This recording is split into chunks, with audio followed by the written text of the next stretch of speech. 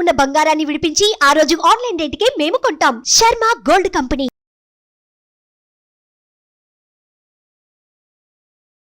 నమస్తే, welcome to Suman TV. నేను మీ యామ్ని. ప్రస్తుతం మనతో ఉన్నారు ప్రముఖ ఆధ్యాత్మికవేత్త జ్యోతిషరత్న శ్రీమతి కోనాల భాగ్యలక్ష్మి రెడ్డి గారు ఉన్నారు. అమ్మతో మాట్లాడి మనకున్న సందేహాలు అనేది అడిగి తెలుసుకుందాం. నమస్తే అమ్మా. నమస్తే అమ్మా. అమ్మ, మీరు ప్రతి నెల అంటే 12 రాశుల వారికి సంబంధించి విషయాల గురించి తెలియజేస్తారు కాబట్టి ఈ నెలలో అసలు జూన్ మంత్లో 12 రాశుల వారికి ఏ విధంగా ఉంటుంది, అలానే వాళ్ళకి సంబంధించిన పరిహారాలు కూడా మాకు తెలియచేయాలమ్మా మీరు. గణానాన్ త్వా గణపతికం భవామహే కవిం కవీనాముపమస్రవస్రవం జ్యేష్ఠరాజం బ్రహ్మణస్పద ఆనశృణ్వన్నోతిభిः सीदसाधनं प्रणो देवी सरस्वती वाजेभिर्वाजनेवती दीनामवित्रेवतु गणेशाय नमः सरस्वत्यै नमः श्रीगुरुभ्यो नमः हरिः ओं ओं श्रीमात्रे नमः ఓం గణపతే నమః. మాసఫలాలు కార్యక్రమానికి జూన్ మాసంలో ఏ విధంగా ఉంటుందో తెలుసుకుందాం. మరి స్వాగతం. అయితే 1వ తారీఖున వృషభంలోకి బుధగ్రహ సంచారం నడుస్తుంది. ఈ మాసంలో 2వ తారీఖున కుజుడు మేషంలోకి సంచారం చేయబోతున్నాడు. 13వ తారీఖున శుక్రుడు మిథున రాశిలోకి, 15వ తారీఖున చూసినట్లయితే రవి మిథునంలోకి కూడా ప్రవేశం చేయబోతున్నారు. అదేవిధంగా అదే 15వ తారీఖున బుధుడు కూడా మిథున రాశిలోకి, అంటే ఈ యొక్క మిథునంలోకి 15వ తారీఖున రవి బుధులు కూడా ప్రవేశించబోతున్నారనే విషయాన్ని మనం ఇక్కడ గమనించుకోవాలి. ఏ విధంగా ఈ గ్రహ సంచారం వలన 12 రాశుల వారికి మార్పులు, చేర్పులు, యోగాలు, శుభాలు కలగబోతున్నాయో తెలుసుకుందాం. మరి అమ్మ, జూన్ మాసంలో అసలు మిథున రాశి వారికి ఏ విధంగా ఉంటుందంటారు, అలానే వీళ్ళకి ఎలాంటి పరిహారం చేసుకుంటే ఈ నెలలో కొంచెం మంచిగా ఉంటుందంటారు? పరిహారాలు ఏం చేసుకోవాలనే ముందు మిథున రాశిలో ఉన్నటువంటి ఈ జూన్ నెలలో నక్షత్రాల గురించి మాట్లాడుకుందాం. మృగశిర 3, 4 పాదాలు, ఆ తర్వాత చూసినట్లయితే ఆరుద్ర నక్షత్రం, తర్వాత నక్షత్రం ఏమిటంటే పునర్వసు, ప్రథమ, ద్వితీయ, తృతీయ.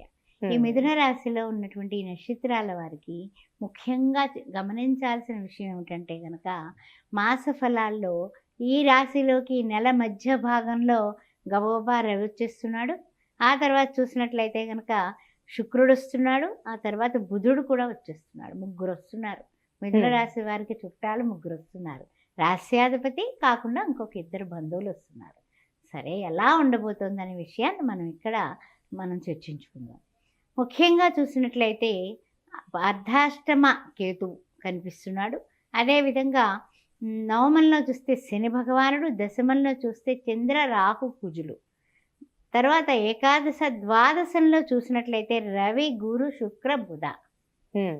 ఇవన్నీ కూడా గోచార రీత్యా ఈ గ్రహాల యొక్క గ్రహ సంచారం ఈ విధంగా ఉంది.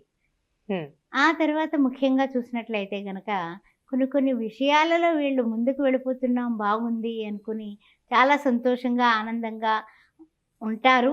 కానీ ఈ నెల శుభ అశుభ మిశ్రమంగా కనిపిస్తుంది మిథున రాశి వారికి.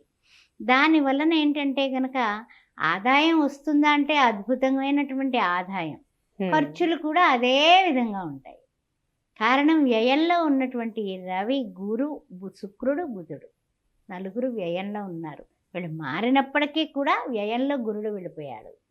అందువల్ల కొంచెం జాగ్రత్తగానే ఖర్చు అనేది ఎప్పుడు కూడా మనము ఏ రంగంలో ఉన్నా, రాజకీయంగా ఉన్నా, లేకపోతే రియల్ ఎస్టేట్ రంగంలో ఉన్నా, వృత్తుల్లో ఉన్నా, ఉద్యోగాల్లో ఉన్నా, వ్యాపారంలో ఉన్నా, సినీ టీవీ కళాకారులైనా, లేకపోతే పాత్రికేయ మిత్రులైనా, ఖర్చు అనేది మొట్టమొదటి నుంచి మనం కొంచెం ప్రణాళికాబద్ధంగా ఖర్చు పెట్టడం అనేది ఈ నెల ఫస్ట్ నుంచే మొదలు పెట్టేసుకుందాం. తర్వాత విషయానికి వచ్చినట్లయితే కనుక ఊహించని విధముగా, అనుకోని పరిస్థితుల్లో బ్రహ్మాండమైన గౌరవాలు వచ్చేస్తాయి మిథున రాశి వారికి. ఎలా అంటే కనుక మనకి పై అధికారులు అయ్యుండొచ్చు, లేకపోతే మన మిత్రులు అయ్యుండొచ్చు, మన బంధువులు అయ్యుండొచ్చు.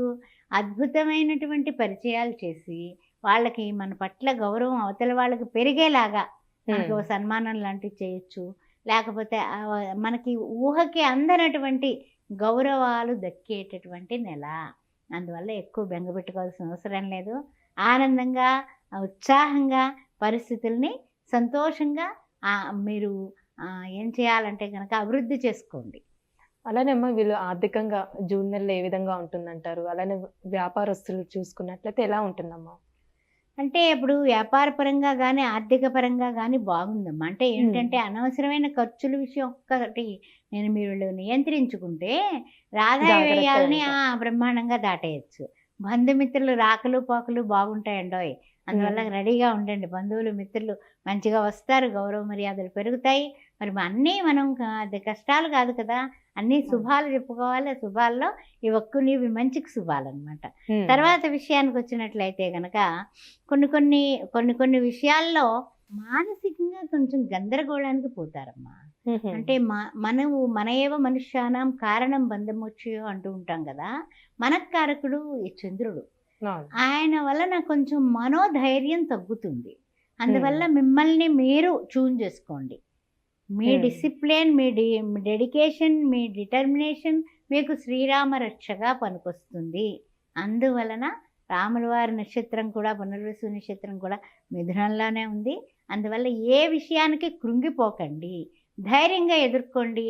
ధైర్యే సాహసే లక్ష్మిహే అన్నారు. అందువల్ల అంతటి చక్కని లక్ష్మీ కటాక్షం మీరు ధైర్యంగా ఉంటే వస్తుంది. అంతేగాని ఎవరో వచ్చి మనకి చెయ్యందిస్తారని చూడకండి. మిమ్మల్ని మీరే ట్యూన్ చేసుకోండి. అలానమ్మా ఇప్పుడు వివాహం విషయానికి వస్తే ఈ జూన్ నెలలో ఏ విధంగా ఉంటుందమ్మా మిథున రాశి వారికి సంబంధించి? మిథున రాశి వారికి వివాహాది శుభకార్యాలు కూడా కొన్ని విషయాల్లో కొన్నేమో ఎక్కువ ప్రయత్నం చేసాం, వాళ్ళు ఏం మాట్లాడలేదు. వాళ్ళే ఫోన్ చేసి మాకు ఓకేనండి, మరి ఏమిటి, మరి ఆగస్టులో చూద్దామా, మరి చేద్దామా అని అడుగుతారు. అదే చాలా ఆశ్చర్యం. దానికి ఏమిటి వీళ్ళే ఆశ్చర్యపోతారు అనమాట. అదేవిధంగా కొంతమంది కొన్ని విషయాల్లో ఏంటంటే కనుక అంతవరకు మనం ఎంత ప్రయత్నించినా మాట్లాడిన వాళ్ళు ఎవరి ద్వారా కబురు పంపించడం కూడా జరుగుతుంది. అలాగే ఏదైనా సరే మనకి భూములు లాంటివి లేకపోతే ఏదైనా అమ్మాలి కొనాలి అనేటటువంటి పరిస్థితులు ఉంటాయి కదా. అలాంటి క్రయ విక్రయాలకి సంబంధించిన పనులు జరుగుతాయి ఈ మాసంలో. అదేవిధంగా విద్యార్థులు మనకన్నా గొప్ప వాళ్ళని చూసుకొని వాళ్ళ మార్గదర్శకత్వం తీసుకోవాలి, వాళ్ళని కలవాలి. నేను అలా చదువుతాను అని ఒక మంచి మంచి నిర్ణయాలు తీసేసుకుంటూ ఉంటారు. అది తల్లిదండ్రులకి, గురువులకి, ఆ పిల్లలకి, ఆ పెద్దవాళ్ళకి అందరికీ ఆనందమైనటువంటి వార్త. అలానమ్మా ఇప్పుడు కోర్టు సమస్యలు ఉన్న వాళ్ళకి ఈ జూన్ నెల ఏ విధంగా ఉంటుందమ్మా? అంటే కాస్తంత 50-50గానే ఉంటుందమ్మా. అంత ఎక్సలెంట్ అని చెప్పలేము, అలా అనేసి జరగవని చెప్పలేము. అలా ఉంది అంతే. ఏమిటంటే కనుక కొన్ని విషయాలు గోబా ముందుకు జరగవు కదా. అలాగే ముందుకు జరిగితే హ్యాపీ అయిపోతాము. కానీ ఏంటంటే 50% లాభాల్లో ఉన్నాము ప్రతి విషయంలో, 50% ఆలోచనాత్మకంగా ఉంది. అంటే రాశి వారికి జూన్ నెలలో ఎలాంటి పరిహారం చేసుకుంటే మంచిది అంటారమ్మా మీరు? ముఖ్యంగా చూసినట్లయితే కనుక మిథునంలోకి బుధుడు వస్తున్నాడు, ఆ తర్వాత చూస్తేనేమో రవి, ఆ తర్వాత శుక్రుడు, వీళ్ళందరూ కూడా రాబోతున్నారు. కాబట్టి లక్ష్మీనారాయణని పూజించడం, లక్ష్మీనారాయణకు సంబంధించి ఏకాదశ వ్రతం చేసుకోవడం, ఆ తర్వాత ఇంకా ముఖ్యంగా లక్ష్మీనారాయణకు సంబంధించినటువంటి అష్టోత్తరాలు చదువుకోవడం, రోజు విష్ణు సహస్రనామం వినడం. శ్రీరామ రామ రామేతి రమే రామే మనోరమే సహస్రనామ తత్తుల్యం రామనామ వరాననే జయ శ్రీరామ్ అని రాయడం. కానీ తర్వాత బుధవారం పూట ఎవరికైనా పేదవాళ్ళకి చక్కగా భోజనం పెట్టడం, చక్కగా పిలిచి భోజనం పెట్టడం, విస్తరేసి భోజనం పెట్టడం. అలా కుదరని పక్షంలో కనీసం ఒక 5గురికైనా సరే భోజనాలు పట్టుకెళ్ళి పంచడం. అలా చేసినట్లయితే అద్భుతమైనటువంటి పరిణామాలు మంచిగా మారిపోతాయి. ఆశ్చర్యంగా వీళ్ళకి సక్సెస్ రేటు పెరుగుతుంది. చాలా చక్కగా తెలియజేశారమ్మా మిథున రాశి వారికి సంబంధించి. ధన్యవాదాలు మీకు. ఓం శ్రీమాత్రే నమః. సుమన్ టీవీలో మీ పర్సనల్ అండ్ బిజినెస్ ప్రమోషన్స్ కోసం కింది నెంబర్కి కాంటాక్ట్ చేయండి.